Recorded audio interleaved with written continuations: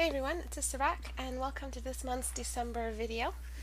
This month I wanted to cover how to work with reference, and I have my time lapse up right now. Um, Really, the biggest thing about working with reference for me is when you go into a reference image, you're not supposed to go in with a complete dependency on the photo. What you're supposed to come in with is with a fluid language in form and sculpting. So you already know where the geometric anatomy is. And geometric anatomy simply means the cube and pyramid and sphere under everything. So you know exactly where the edges are before you go in, and usually in a face on a skeletal level, which unifies all faces. You go in knowing how light works. You go in knowing how cast shadows work. You go in knowing what the texture is for skin, and you know what kind of brush and how your brush behavior, how you want your brush to behave.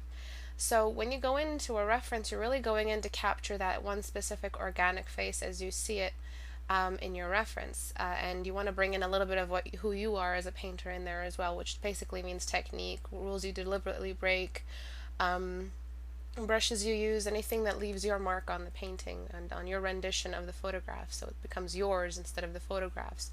The opposite of that would be photorealism, or copying the photograph pixel for pixel. That's not really grooming you in any creative way, to be honest. So when I go into a reference and I'm working from it, I'm really pulling as much as I want to, as much as I feel like makes the painting unique.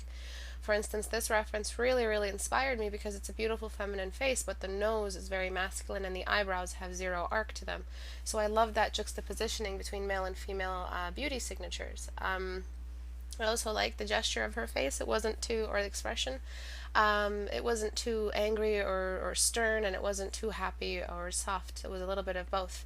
And I wanted that, my rendition, to inherit that. Um, so that's really it, honestly. When you go in, you have to make sure that you're not going in blind, that you zoom out. When you go in and you zoom in too much, and your painting is zoomed in too much, you're going in blind. So if you spend a lot of time blocking in, like as you can see around the nose, I've blocked in a lot. There's a great rectangle visible right now from our vantage point, and that's the most important thing for me, is I've captured the sphere of the eyeball and the appropriate gradient around the eyelids as they wrap around the sphere of the eye. The nose and its cube, and how it really feels like it's leaving the picture. It really feels like there's a depth, there's a different distance between the nose, which is closer to us, and the rest of the face.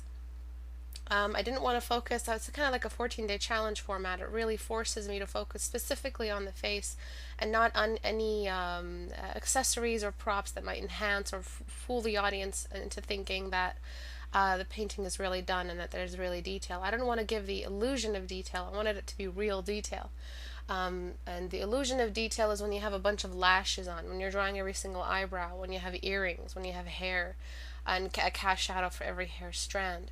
The real detail is when you have sharp edges and the texture that really speaks. It's not every single lash, but it's a texture that is the illusion of the texture instead of actually painting in every single texture. So that's the downfall, is when you're trying to do a texture study on top of a portrait, and you're trying to do eyebrows or trying to do eyelashes or the lips, the ripples of the lip skin.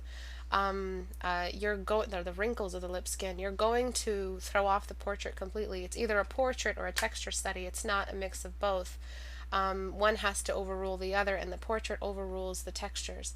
And that's why I don't include any hair in these specific portrait studies, because they really are for me to test myself on my ability to read my reference as a book and read the form that I see in it, and then reproduce it on through my own mental filter, and then bring in my own unique signature. So this gets a little detailed around the hat, like this kind of level here, and I dial back the detail just a little bit more because I didn't like it. I didn't like drawing the lashes. I didn't like drawing every single little speck of the eye wetness. I didn't like drawing in pores or freckles or anything, any other business like that.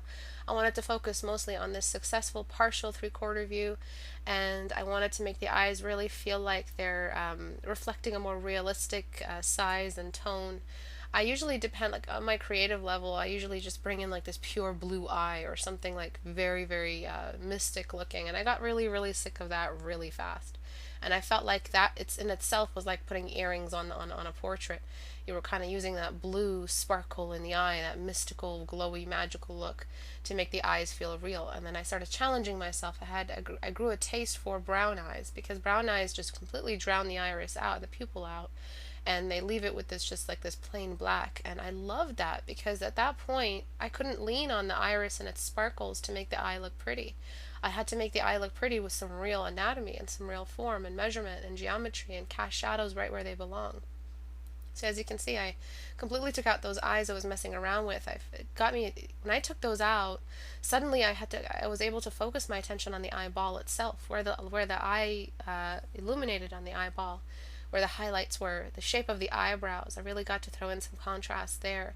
When we're working from a reference and it's like a pure blue sparkly eye, it can be very, very distracting and very tempting for us to just focus all our anime influence and all our habits on just focusing on that eye and just making it look pretty. And so from this study, I personally learned that I should delay the iris and the pupil as long as possible, because it will distract me. It will make me think that the eye is done when really it's like half done and everything looks crummy. So I brought them back in, but I brought them back in a little bit more focused. The girl in the reference, one of her eyes is a little bit lazy, so it's going in a different direction. I didn't like that look. It didn't look focused.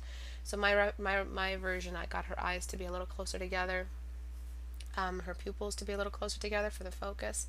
And I started out light, but I'm getting darker and darker to bring that brown back. I'm getting, like, it's like a sickly look now. I hate that pure blue, like silvery, magical eye.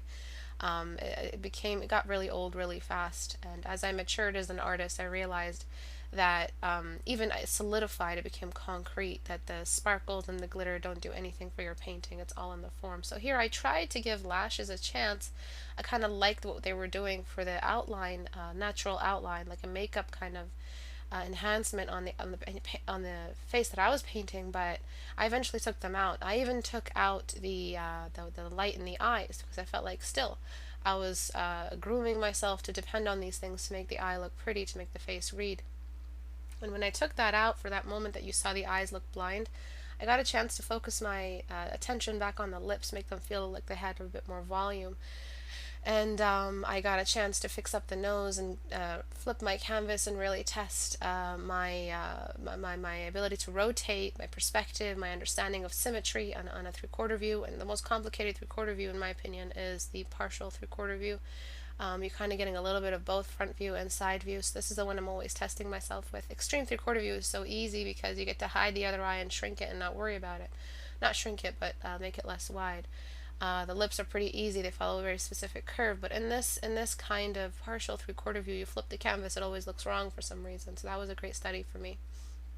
But when you work with reference, pull what you can from the reference, but you're not expected to copy the reference pixel for pixel. You are expected to understand and read the anatomy that you're looking at, but it's definitely not an attempt to reproduce the photograph. You take what you can, and then the rest is all your specific traits and signatures as an artist. Thank you all for your support every month. You guys are wonderful. I will see you guys next month.